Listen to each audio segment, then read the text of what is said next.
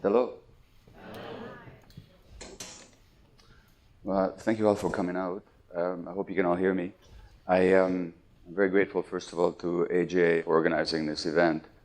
I'll tell you, there's a deep arrogance in me. I've always thought that the world should be paying attention to what I have to say. On the one hand, on the other hand, I'm amazed that anybody does, which is which goes to show you that different qualities can coexist in us at the same time. We have different parts, and I'm certainly in a fortunate position now where I get to say what I think, and people actually come out to hear it. In thinking about what I was going to say tonight, we look at the state of the world. There's a lot of questions being asked these days, mostly about how do we fix this or that problem. So right now in the United States, every 3 weeks, you have the equivalent of a 9/11 happening in terms of the number of people dying of drug overdoses. Where's the corresponding alarm? Where's the corresponding mobilization of resources? Where's the sense of national crisis? And people are running around, what are we going to do? What are we going to do? What are we going to do? And the North American response to almost anything is how to fix it. My first book on ADHD, which I wrote after I was diagnosed with it myself, the Canadian title my own title was Scattered Minds, a New Look at the Origins and Healing of Attention Deficit Disorder. A new look. The American title, when it was published in the States, was Scattered. They took off the word minds, thinking that you people south of the border can't understand that word. I don't know what the thinking was. But it's the subtitle that interests me, because the subtitle they gave it was How ADD Originates and What You Can Do About It. So it's the what to do. Whereas I was saying, no, you need a new look. So the what to do is always the wrong question. And this society is always asking what to do about this, or what to do about racism, what to do about bullying, what to do about terrorism, what to do about economic crisis, what to do about unemployment, what to do about whatever. That's not the important question. The important question is always why. Why is something happening? What is actually going on? And without asking that question, without pausing, without actually looking to see what is giving rise to any particular phenomena, we're never going to get at the right answers. The big why for me came when I read a book when I was about 11 years old. And we're Jewish, we grew up in Hungary, and some of you know my history. My grandparents were killed in Auschwitz, and my mother and father barely survived the war. I was an infant. And I didn't know much about that history. I knew that this had happened, but I didn't know anything about the background. And on my parents' shelf, quite high up, beyond where I could reach, there was a book called The Scourge of the Swastika, which was written by a British civil servant who later became a lord in the British House of Lords. And he had served as I think an investigator or a prosecutor at Nuremberg after the war. And this book, written in the 50s, was the first one to lay out in detail the extent and depravity of the Nazi crimes. And as an 11-year-old, literally my head went into a spin. This question of why, how is this possible? It occurred to me day after day after day after day, going through my teenagehood. Question of why. And now when I look at the world today, just from the physician's point of view, from the health point of view, what do we see? Well, we see a society, not just in North America, but as globalization extends its reach around the world, we see increasing levels of certain illnesses, certain mental illnesses, like ADHD, attention deficit hyperactivity disorder, which didn't used to exist. In certain countries, all of a sudden, they have a problem with it. Autoimmune diseases like inflammatory bowel disease that didn't used to exist in certain societies now exist in these societies.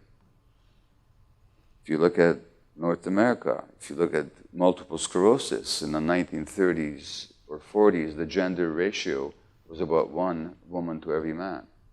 Now that ratio is about 3.5 women to every man. If you look at something like asthma, which is rising amongst kids, a study in the United States last year showed that the more episodes of racism a Black American woman experiences, the greater her risk for asthma. We've known for a long time that the more stress that parents have, the greater the risk of the child having asthma. In North America, millions of kids are on medication now for depression, anxiety, ADHD, and more kids are being medicated all the time. If you look at something like autism spectrum disorder, it is now being diagnosed 40 times as often as it was 30, 40 years ago. Anxiety is the fastest growing diagnosis in North America amongst young people. And the usual medical explanations for any of these phenomena just doesn't hold. Because medicine, for the most part, sees all these problems as simply biological issues. Multiple sclerosis being a disease of the nervous system, inflammatory bowel disease being malaise of the gut, ADHD, depression, anxiety, addiction, these are problems of the brain. And for the most part, we like to rely on genetic explanations, that it's genes that are causing these things, or if it's not genes, we don't know what's causing them. But of course, if you just look at that one little fact that I told you about the ratio of women and men and multiple sclerosis, you know right away it can't be genetic. Because genes don't change in a population over 70 years, and if they did, why would they change more for one gender than the other? Nor it can be the climate, nor the diet, because that hasn't changed more for one gender than the other. Something else has got to be going on. If you get ADHD, the fact that many more kids are being diagnosed, that can't be genetic. Genes don't change in a population over 10 years, or 5 years, or 15 years.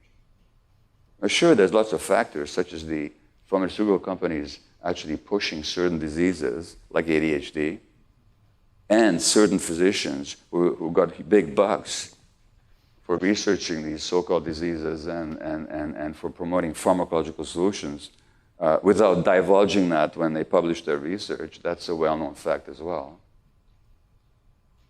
But it's also true that anybody who works with children, teachers, psychologists, counselors, we know that there's more troubled kids now than there used to be, at all segments of society.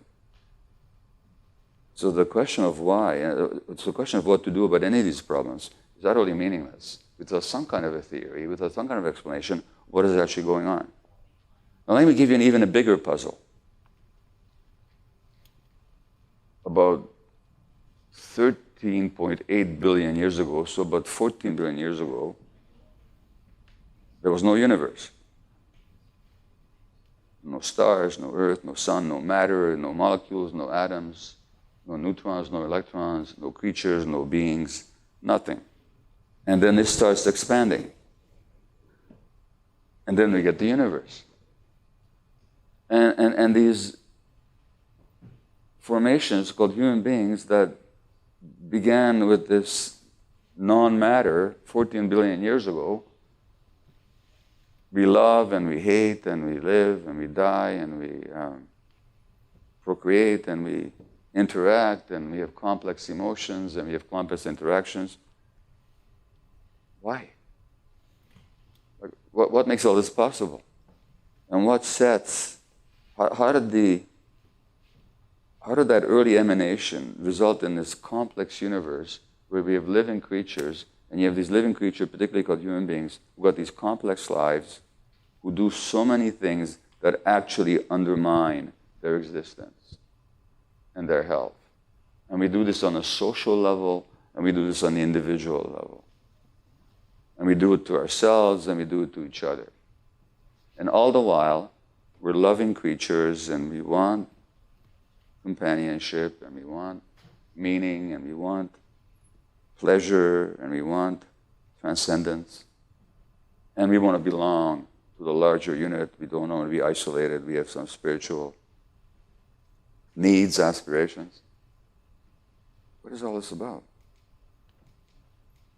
Well, I don't claim to have the answers to all that. I'm just saying the why is so important. Let's begin with something basic. If you have a bunch of plants growing in a garden, and these plants were not developing the way they should, if they were start behaving or manifesting in ways that are pathological, that doesn't further their growth, that doesn't ensure that they have the longest possible lifespan, that stunts their development somehow. If you were a gardener, what would you do? Well, you'd have to ask yourself, what is the nature of these plants, and what conditions does the nature of the plant demand for healthy development? And I'm suggesting that rather than looking to diagnose diseases or conditions or behaviors, why don't we look at what is the nature of human beings and what conditions are necessary for the healthy development of human beings, and what happens when those healthy conditions are not met. So in other words, instead of seeing human behavior as sort of inherently pathological or healthy, why don't we look at it as the outcome of circumstances, just as we would the development or maldevelopment of a plant or, say, an animal? So I'm not going to go through all of evolution with you and scientific prehistory, not that I know it anyway, but I'm certainly interested in what is human nature and what conditions promote its healthy development and what conditions undermine it. And it's from the point of view of how does a culture meet the needs of human beings and how does it promote healthy or unhealthy development that we have to judge any society. Now we have the, what's it called, the GDP, the gross domestic product. We measure, in this system, this is how we measure success. It's how much wealth. In a materialistic society, we measure success by the possession or the control or the production of matter, of materials. That's what it means to be materialistic. It is materials that matter. But is that really the true measure of a human society? Well, it's one measure. But is it a true measure of the success of a society? Can a society be called successful because it produces more matter or controls more matter or owns more matter than some other society?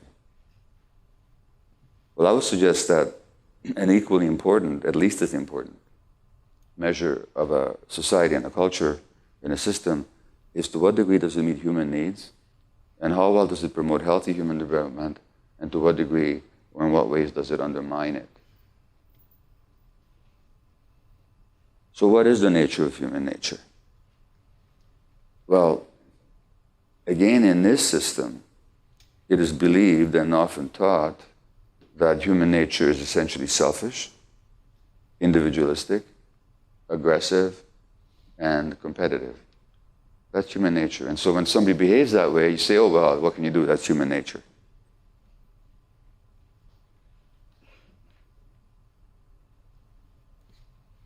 But I believe that to speak of that is to make a rather elementary mistake, which is to take this society as the standard of what human beings are supposed to be. It's true that we're taught to behave that way. As a matter of fact, not only are we taught to behave that way, the most successful people in the society do behave that way. That's how they become successful, very often. As we all know, even to the point of threatening our very existence. The selfishness and the aggression and the desire to own and produce more and to control more is jeopardizing our very being. So, yeah, if that's human nature, then what can you do? That's just human nature. But what if that is not human nature? What if that is a distortion of human nature? What if, in fact, our nature demands something else entirely? And now to look at human nature, we need to look at how human beings evolved through eons millions and hundreds of thousands and tens of thousands of years. And then we have to look at what are the needs of the human child, what needs does a human child actually have, and what needs does a human being actually have. And rather than trying to determine the nature of human nature from how human people behave in certain situations, let's look at it from the point of view of their needs. And then I think what we'll find is it's not so much that it's human nature that predicts certain behaviors, because there's so many different human behaviors. I mean, you can have a Hitler who tried to kill me when I was less than a year old, or you can have a Jesus, or you can have a Martin Luther King. These are all human beings. So what then is human nature?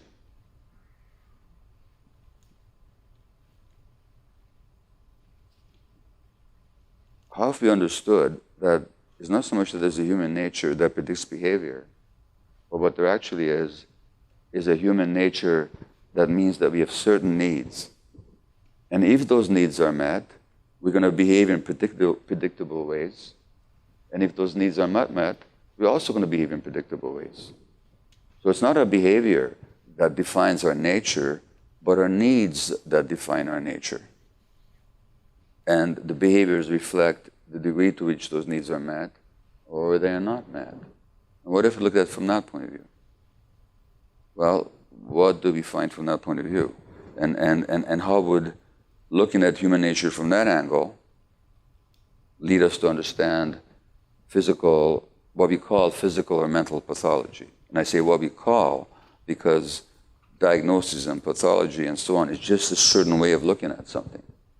It doesn't necessarily reflect reality. Or it might describe a certain reality, but it doesn't necessarily explain reality. And we have to make a distinction between descriptions and explanations. So what is human nature? Well, I mean, what is the need of any human child? And it doesn't matter what human child. Whether you're looking at humans living close to the North Pole or the South Pole, in the East or the West, in Europe or in Africa or Asia or North America or wherever, what are the needs of a human child? Well, the essential need of the human child is for attachment. Now, attachment is a biological drive for connection with another human being. And it's an essential drive because without it we can't survive. The human being is the human child is the most immature, most dependent, and most vulnerable creature in the universe. So without somebody looking after her or him, they just don't survive. So that attachment drive, you can say that's part of our human nature. In other words, we're born for love. In other words, for attachment is love. Not only the love of the child or the attachment of the child to the parent, but the attachment of the parent to the child. So attachment is this drive that pulls two human beings together for the purpose of being taken care of or for the purpose of taking care of. And of course, attachment also pulls human beings together for reasons throughout the lifespan. The human beings did not live the way we lived through most of human existence. So if that wall in the room represents the beginning of human evolution millions of years ago, and if that wall over there represents our present day, then until this far away from that wall there, we lived in small band hunter-gatherer groupings. 60 to 80 to 100 human beings living together. And that meant that children were always around their parents. Always around their parents. There was no separation. Not just around their parents, but around the whole group of adults, all of whom acted as parental figures in a child's life.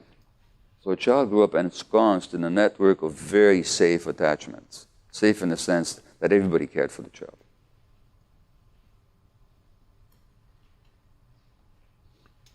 number one. Number two, when you study hunter-gatherer groups, they always carry their kids everywhere. The North American natives had the papoose where they carried the kids everywhere. In Nigeria, I think, or Kenya, there was a newspaper article about 10 years ago I read, rather amusing. Somebody, I think in Nairobi, Kenya, opened a pram store, like a baby buggy store. And it wasn't doing very well. And the reporter asked the shop owner, well, how come you're not doing better business in this big modern city? He said, well, our people just don't understand why they put the kids into a machine and push them. They carry them everywhere. You know? Now, it's not infrequent these days to see a parent pushing a buggy and playing with the cell phone at the same time. Do we think that the kid in the buggy whose parent is on a cell phone is getting the same kind of information about the world as the baby who's being carried on the parent's chest or back or belly? The third thing about hunter-gatherer groupings, and the reason I'm talking about them is because that's human nature. That's how we evolved. That was our nature. So the first thing is that there's small groups living together, and kids had many adult attachments, many adults looking after them, protecting them, mentoring them. Number one. Number two, the kids were carried everywhere. Number three, they didn't let their kids cry. Now, when I say didn't let them cry, I don't mean that they forbade crying. You can't forbid a 2-month-old from crying. But they wouldn't, if they cried, they were immediately cuddled. Now, here in North America, we actually tell parents, we teach parents not to pick up their kids when they're crying. That's called sleep training. We're actually telling parents, don't pick up your kids when they're crying at night because we want them to sleep through the night. And if you pick them up, they'll learn that they can just wake you up in the middle of the night and, you know. And then you can't go to work in the morning. I'll say something about more of that later. So that's the third thing. They just let their kids cry. The fourth thing is, generally, hunter-gatherer groupings don't hit their kids. And if they do, it's only in an acute situation when the kid is about to crawl into an anthill, and you pick him up and you quickly slap him on the bottom, teaching him not to do that. But there's not a question of spanking as punishment. It's very interesting. I'll read you there was a novel published in Canada about the interaction of the European colonists and the native First Nations people. This author actually went back to the documents of the time, and it's a recorded fact that the Europeans were appalled at the parenting practices of the natives because the natives didn't hit their kids. And to the Europeans, this meant sparing the rod, spoiling the child. So in this particular novel, there's a Jesuit that writes home to his superiors in France, and he says about the natives, the sauvages, the savages. Children and dogs run around without care, rolling in the dirt with one another. If there's one thing I will never grow accustomed to, it's the savages' inability to chastise their children. In all my years, I've never even seen an adult raise a hand in anger toward a child. Indeed, this should be one of the first behaviors we must try to modify. So the Europeans were really aghast at the fact that these people didn't hit their kids. So, multiple adult attachments, being with the adults all the time physically, not being hit, and not being allowed to cry. Now, why does a kid cry? We're still talking about human nature here and what happens to it. Why does a kid cry? Well, kids got no other way to ask for help but to cry. So crying is a sign of distress, and what can the distress be over? We're distressed when our needs aren't being met. So if we're hungry, a baby will cry. If they're uncomfortable because the diaper is dirty and wet, they're going to cry. If they need attachment contact, they will cry. When the needs are met, the child is soothed and eased and their nervous system relaxes. When the needs are denied, the child gets more riled up. When the child is riled up, you get stress hormones going through the whole body to the brain. Stress hormones like cortisol and adrenaline, particularly cortisol. Cortisol interferes with healthy brain development. When we don't pick up our kids, we're interfering with their brain development. You didn't have to tell Aboriginal people this, but in our modern society, you have to teach this, and people say, oh my God, really? That's not what my doctor told me. They told me, and as a doctor, I used to tell people the same kind of nonsense. Don't pick them up. Let them cry through the night. So what I'm saying is that from the very beginning in this society, we're denying people's essential needs for healthy development. Right from the get-go. And haven't even said anything about how we've medicalized birth and people no longer have natural births, and that itself is a problem. And then we live in a very stressed society. So the parents are stressed. And when the parents are stressed, the kids are stressed. It's that simple. Because children utterly rely, children have no self-regulation. So if you're stressed as an adult, if you're mature enough, you can regulate yourself. You can take a few breaths, you can calm yourself down, you can say, okay, slow down, let me think about this, let me deal with this. An infant can't do that. Infant's got no self-regulation whatsoever. But the only way that the infant can regulate their internal, no, you know what it's like when you're upset. Your heart is racing, your blood pressure is up, your nervous system is on fire, your guts might be churning or stopping, muscles are tense, everything changes about you. Same with the infant, except the infant has no capacity to regulate themselves. The infant's brain requires the mature function of the adult's brain to regulate it. I'm quoting Dr. Dan Siegel, a UCLA psychiatrist and child development expert. So the infant's brain requires the mature function of the adult's brain to regulate itself. But what if the adult's brain is not functioning maturely because that adult themselves never got the right conditions for the healthy development? Now you have an immature adult's brain regulating or trying to regulate an immature infant's brain. So that self-regulation never develops. And when you stress parents, well, for example, I mentioned asthma. When you stress parents, that affects the child's physiology. Because, let me step back a bit. I'll follow the because with an explanation, but let me step back a bit for a minute. Western medicine, the medicine in which I was trained, separates the mind from the body. So in the Western medical mind, and I'll prove this to you in a minute, certain questions just don't arise. So I'm going to just ask you in this audience, if in the last 5 years you've been to any kind of a specialist, otolaryngologist, a throat specialist, or a ear, nose, and throat specialist, or a gastroenterologist, or a cardiologist, or a neurologist, or a rheumatologist, or a dermatologist, just raise your hand, would you? Okay, so quite a few people here. Now, raise your hand again if your ologist of any kind asks you about your childhood relationship with your parents. Anybody? Nobody so far? Okay, ask you if they've ever been traumatized. Did they ever ask you that? Anybody ask you how you feel about yourself as a human being? What is your self-concept? Do you like yourself? Do you not like yourself?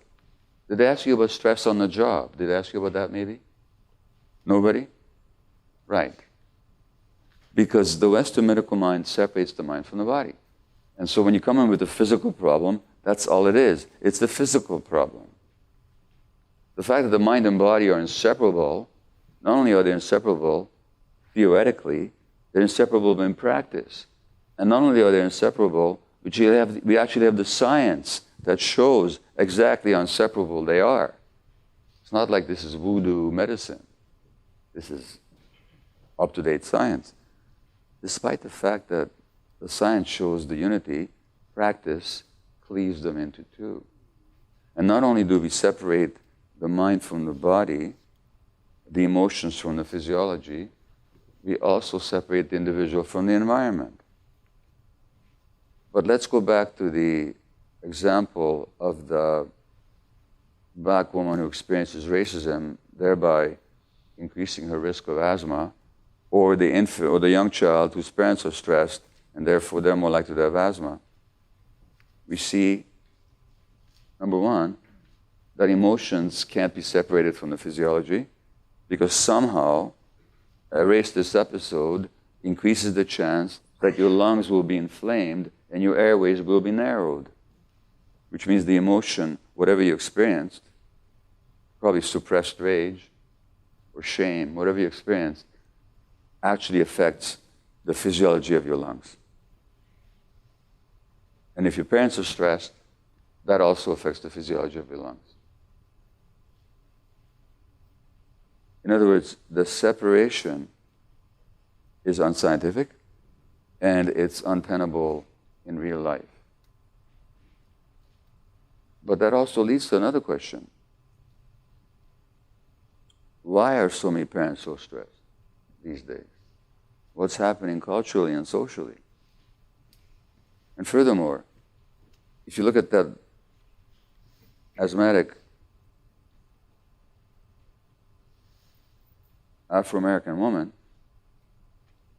is that asthma a manifestation of her own pathology? Or is it reflecting a social malaise? In which case, her lungs are simply reflecting a historical problem in this country. In other words, the separations are illegitimate and they are non-scientific. They're ideological rather than real. And this isn't a new idea. The Buddha said 2,500 years ago, well, he talked about what he called the interconnected co-arising of phenomena. The interconnected co-arising of phenomena. He was simply saying that everything is connected to everything else. He said, contemplate all the conditions near and distant. He says, look at a leaf or a raindrop, and contemplate all the conditions near and distant necessary for the existence of that leaf or raindrop. Obviously, you look at a leaf, it contains the sun, the photosynthesis, the effect of light.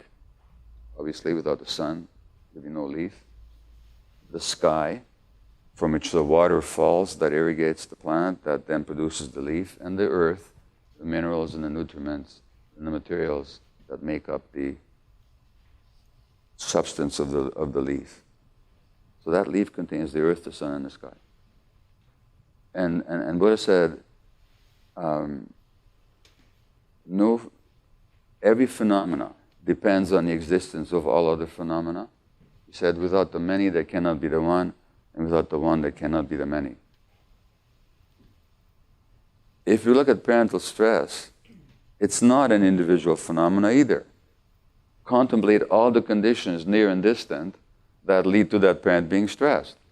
So it so happens that Puerto Rican kids in Chicago have higher rates of asthma than other ethnic groups.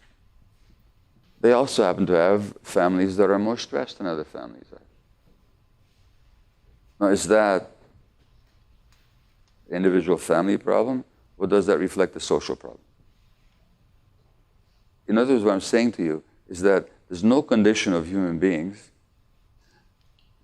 physical or mental, virtually, I mean, there are some exceptions, but virtually no condition of human beings that we call pathology that does not reflect a social and cultural background and issue. And we can't understand any of this without looking at the larger picture. And it's very interesting.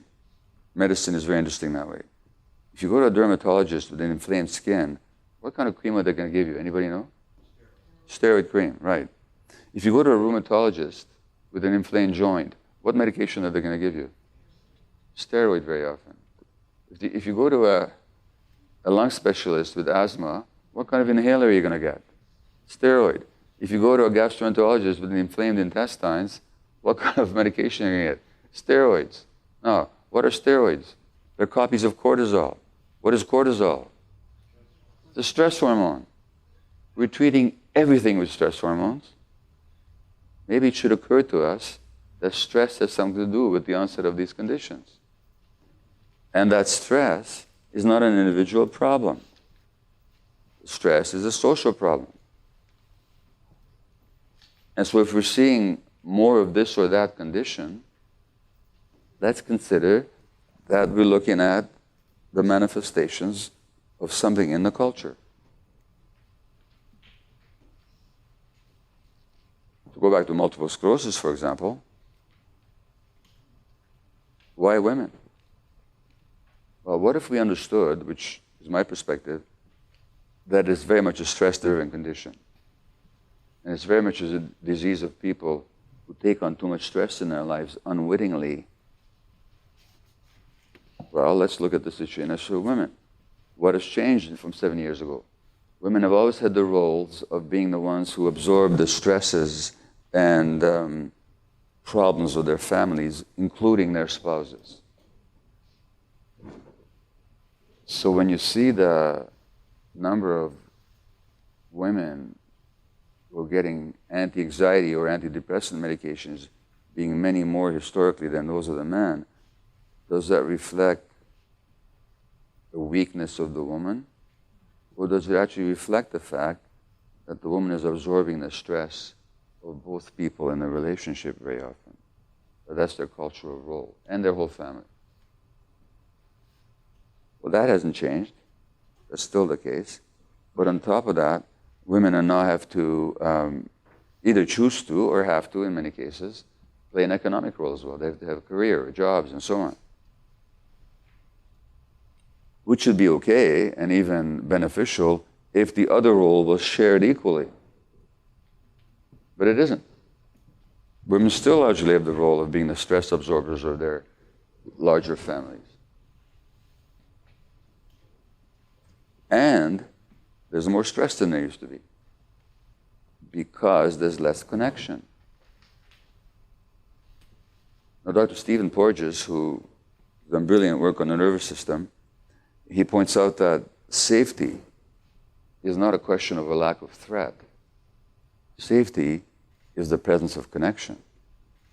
Now, in this society, there's much less connection than there used to be, for all kinds of reasons, which I don't have to go into, but I mean, it's obvious. And if you read my book on addiction, you know that there's a particular store in Vancouver where I would shop for classical music in a very addicted fashion. And it's a beautiful store. No, it really is a beautiful store. It's magnificent, large, tall ceilings, and the staff are so musically knowledgeable and friendly, and such a great atmosphere in there. There's all kinds of recordings from decades ago so that you can get anything ever recorded almost. And yeah, I spent a lot of money there and in a very addicted way, but that's not the store's fault. But that store is closing now. The news just came out a couple of weeks ago.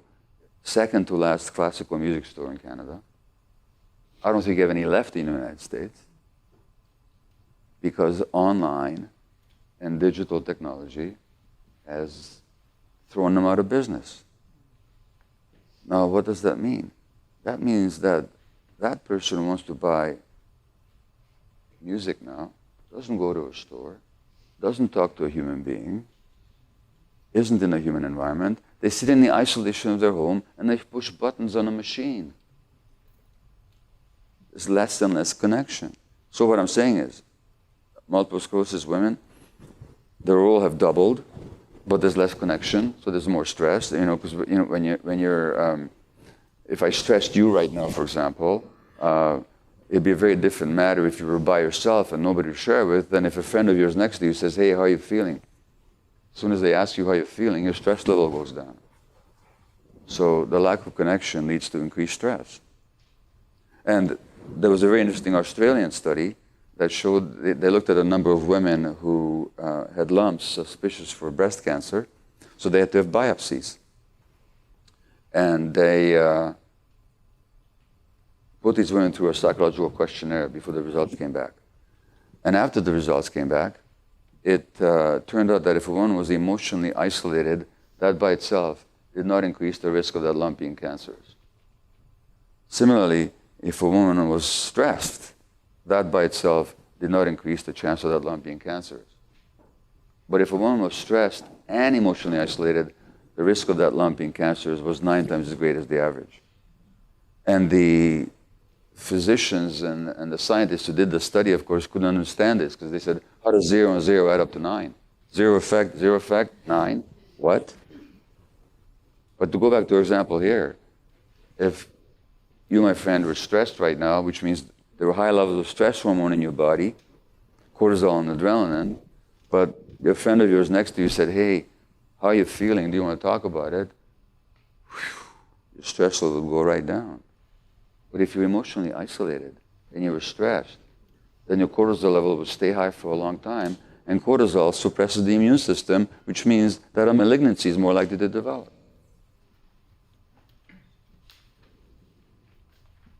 Which means that cancer is not the disease of the individual. The development of cancer in an individual reflects a lifetime history of relationships to family and to the culture and to society. Which then might explain to us, for example, why, if you look at, again, Black Americans are more likely to get prostate cancer and more likely to die of it, and not because of lack of medical care. And Black women are more likely to die of breast cancer, even if they have access to good medical care. But why is that? Well, maybe there's something about being a minority in this particular culture that is so highly stressful that it deranges the immune system. So is it an individual problem again, or is it a social problem? It's also true that in some very high economically advantaged areas, I think in Marin County, for example, amongst well-to-do white women, there's a high breast cancer rate.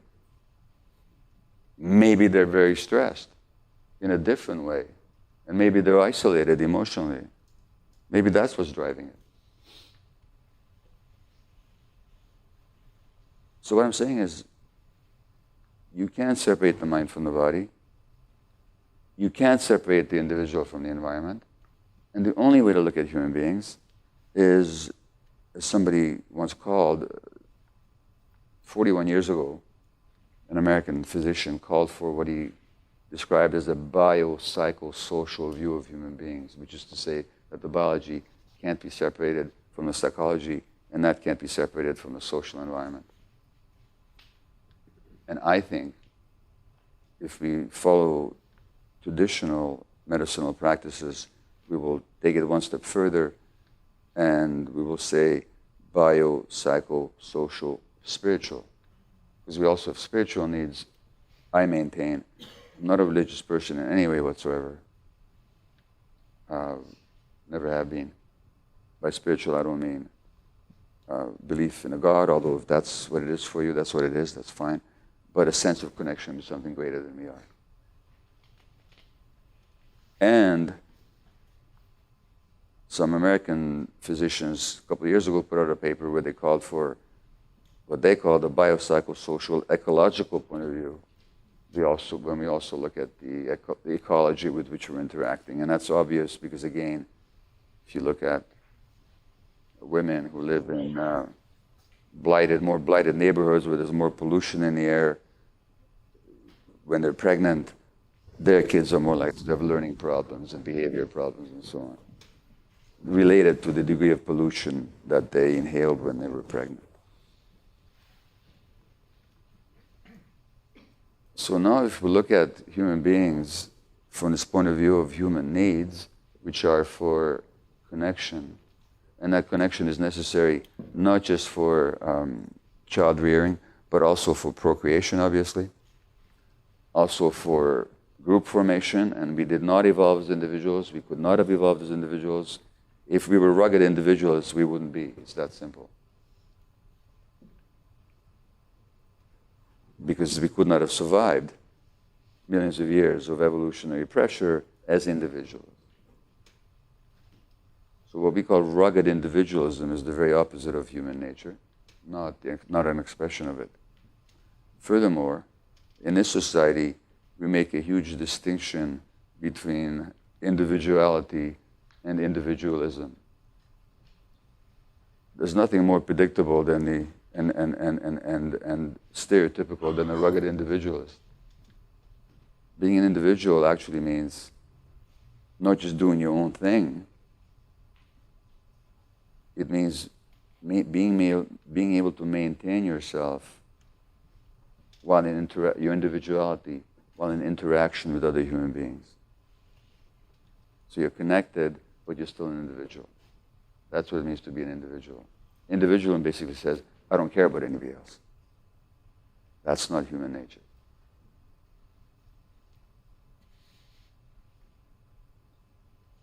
So then if, from this point of view, we look at the rise in mental health, what we call mental health pathology, the rise in physical health pathology. This is despite the advances of medical science, which are immense and breathtakingly amazing when it comes to acute illnesses and infectious illnesses. But we do really badly with chronic illness, autoimmune diseases, cancer for the most part, and we do extraordinarily poorly with mental illnesses. If we look at the rise or the intractability of these conditions, then maybe what's missing is not medical dedication or medical skill, but a perspective that connects the dots. That connects the dots. And if we connected the dots, then when you went to see a physician with your asthma, they would ask you about the stresses in your life. They would ask you, what happened to you in childhood? How stressed were your parents? And why is that important? Because it's not what happened in childhood that's the problem. It's what we made it mean for ourselves that is the problem. And what we carry about what happened in ourselves. Now, there was a study this morning, I just came in my email today, a new study that showed that children who are stressed or abused as children, as young creatures, the stress changes the functioning of the nervous system through the activity of the immune system in such a way as to make them more susceptible to the effects of cocaine. This is the latest study. The same thing has been shown in laboratory animals, that if you stress infant mice, that changes their immune system, which induces changes in the nervous system, which makes that nervous system more susceptible to the effects of cocaine. In other words, they're more likely to become addicted later on. So that means that when you went to the medical doctor, you would be asked about what happened to you in childhood, and not only what happened to you in childhood, but how does that affect you today? Let me give you an example. So I'm 74 years old now. So when I was young and stupid at 71 years old, I came home from a speaking trip. Actually, I was in Philadelphia, and I flew home, and I was in a good mood. The airline had bumped me up to first class, and I'd given a good talk, and I just thought, what a great guy, and all this. I land at the airport, and my wife's supposed to pick me up, and I get a text that says, I'm still at home, do you still want me to come? I text back a very terse and angry, never mind. And I take a taxi home. And I come in, and I barely even look at her, and when she asks me questions, I sort of grunt. And I do this till the next day. This is after 46 years of marriage. And she finally says, knock it off already. And I'm able to report with great pride that after one day I was able to knock it off. which a few years ago might have taken me a lot longer. Here's the deal. I've been with this woman, married to 46 years, been with her by that time 48 years, 3 years ago. She's an artist. In fact, that's her art behind you. Those are two of her paintings. And when she's in the studio, if any of you do art, the artist forgets that there's such a thing as time. Or that they have a husband. I've only known this for 4.5 decades. So what am I so upset about? Anybody any idea what was actually going on? What's going on? So she forgot, so what? Well, what am I so angry about that I won't even talk to her? Any idea? Yeah? Attachment, so what about it? I was missing the attachment, yes, but why was I, instead of, oh, I'm home, I'm happy to see you, what am I angry about and why am I not looking at her? So what's actually happening is abandonment, yeah. So I'm all of a sudden an abandoned infant, you see. And the abandoned infant, when they see the mother again, now I was an abandoned infant because I was a year old, I was given to a total stranger in the street of Budapest, a Christian woman who smuggled me out to safety, and I didn't see my mother. This is under the Nazis, and I didn't see my mother for 6 weeks. When I saw her again, I wouldn't even look at her for several days. This is simply the emotional withdrawal of the child. It's self-protection. It says that my heart was so bruised when I was open and vulnerable to you that I'm not going to do that again. So I closed down. And I'm sure many of you might recognize within yourself that when you're in a relationship and you perceive yourself or you perceive the other person as having hurt you, your response is to withdraw and get kind of sullen and not, what is that? That's the reaction of a small infant. That's one way they can protect themselves, is not to open themselves again. But this is 70 years later. But you can imagine that for those 24 hours, when I'm not talking to her and I'm caught up in anger, what do you think is happening in my body, physiologically? High levels of stress. Now, James Baldwin said about the American black experience, he said that to be a black male, and I'm paraphrasing him because I don't remember the exact quote, but he said, to be a black male is to be in a constant state of suppressed rage, which is highly stressful. So take a condition like high blood pressure, which is more prevalent amongst, again, black American males. Well, it's got to be genetic. No, it isn't. Their biological relatives in Africa don't have high blood pressure. The medical science says, we don't know what causes high blood pressure. So out of 100 people, maybe 5 who have high blood pressure because of some other condition, kidney disease or some hormonal disorder.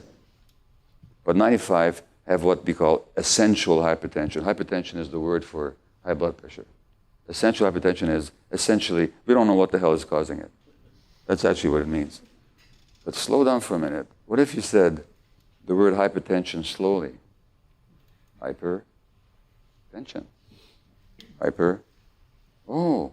Hypertension. Maybe there's too much tension in these people's lives.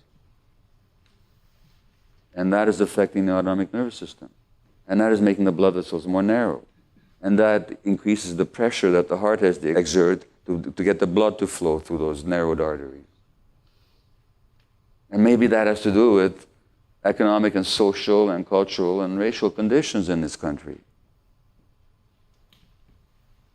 And the reason I bring up the example of minority groups, like in Canada, for example, when you look at addiction, when I worked in the downtown east side of Vancouver, which is a highly addicted area, about 30% of the people living there, people are injecting and ingesting all kinds of drugs down there. And it's more dramatic even than the Tenderloin area of San Francisco, if you visit it. And 30% of the people are First Nations, Aboriginal Canadians. who make up 4 or 5% of the Canadian population. Because they're much more likely to be addicted than anybody else. And the reason I bring up these examples is not because there's anything special about these groups particularly, but that culturally and socially, they've had certain experiences that has imposed much more stress on them as a group than on the rest of the population as a group. And I don't have to tell you about the history in this country. In my country, the Aboriginal children were abducted from their families for 100 years. They were abducted, they were forced to go to these schools where they were sexually and physically abused. And now, when they go back to their communities, sexual and physical abuse is endemic in those communities. And so is therefore is addiction and suicides and mental illness and all this kind of stuff. And the point I'm making with these particular examples is just to show again that human beings are biopsychosocial, spiritual, ecological creatures. And you can't separate the individual malaise from the history, from the multi-generational family trajectory, and from the culture as it is today. All this then concentrates in an individual in physiological manifestations like the immune system problems that affect the nervous system that lead to cocaine susceptibility, like the cancer that the stressed and isolated person is less able to mount a defense against, like the mental illnesses that develop originally really as compensations against stress and trauma. To give you a quick example, depression is supposed to be this genetic disease, really? What does it mean to depress something? It means to push it down. I've been treated for depression, probably some of you have. What gets pushed down in depression? Your feelings, your emotions. Now, why would a person push down their feelings? Because they're too painful. They're too much to bear. In other words, the pushing down of feelings becomes a coping mechanism in an environment where you're not allowed to feel because your feelings threaten your attachments. So you learn to survive by pushing down your feelings, and then 15 years later or 30 years later, you're diagnosed with depression. Now you've got this medical, biological problem, they give you a pill. Now, I'm not here to fulminate against pharmacology. I've taken antidepressants. They've helped me. They work sometimes. But they're not the answer. Because the answer is, how does that childhood experience manifest in your life today? Oh, well, in my case, it manifests by when there's any hint of abandonment, even when there isn't abandonment, but just kind of something similar to it. Because, I mean, here's this woman who I'm relying for social, emotional, and physical contact, doesn't show up at the airport, and all of a sudden a 1-year-old infant was abandoned by his mother. Because that memory is carried in my brain. Well, that's how it shows up. Okay. Or the depression is a result of the fact that as a kid, given the environment I was in, I really had to learn to push down my feelings because expressing my feelings would have threatened my attachment relationship, without which I couldn't have survived. And that asthma is a function of the fact that I grew up in a stressed environment and I don't know how to regulate my own stress. And the society imposes stresses on me if I belong to a certain group. Or the multiple sclerosis is there because I learned, I mean, when you look at autoimmune diseases, 80% of people with autoimmune disease are women. Well, then you go back to, okay, because I learned that I had to take care of everybody else and ignore my own needs. So I've taken a lot more stress than I could actually handle. That's why I survived in this culture. In other words, if you understand all these historical, cultural, familial stresses imposed certain behaviors on you, a certain self-view, certain patterns of emotional relating, now you can do something about it. Now it's no longer so there's something wrong with me. It's just that this is how I had adapted to what happened to me. And therefore, I have the capacity now, as a conscious human being, to become aware of all this and to transform myself. And that's not easy. It's not so easy to transform yourself because, of course, these adaptations that I talked about were originally related to our very survival as young children, and so we think we have to be that way. We don't know any other way of being, except there's something telling us that this is not right. Something's telling us. And so we want to find out the truth of things. And from that perspective, when things go wrong, it's possible to see them as necessary and as teachers. So there's a teacher that I have who lives in California, and he writes, your conflicts, all the difficult things, the problematic situations in your life are not chance or haphazard. They're actually yours. They're specifically yours, designed specifically for you by a part of you that loves you more than anything else. The part of you that loves you more than anything else has created roadblocks to lead you to yourself. You're not going to go in the right direction unless there's something pricking you in the side telling you, look here, this way. That part of you loves you so much that it doesn't want you to lose the chance. It will go to extreme measures to wake you up. It will make you suffer greatly if you don't listen. What else can it do? That is its purpose. And from that point of view, we can look at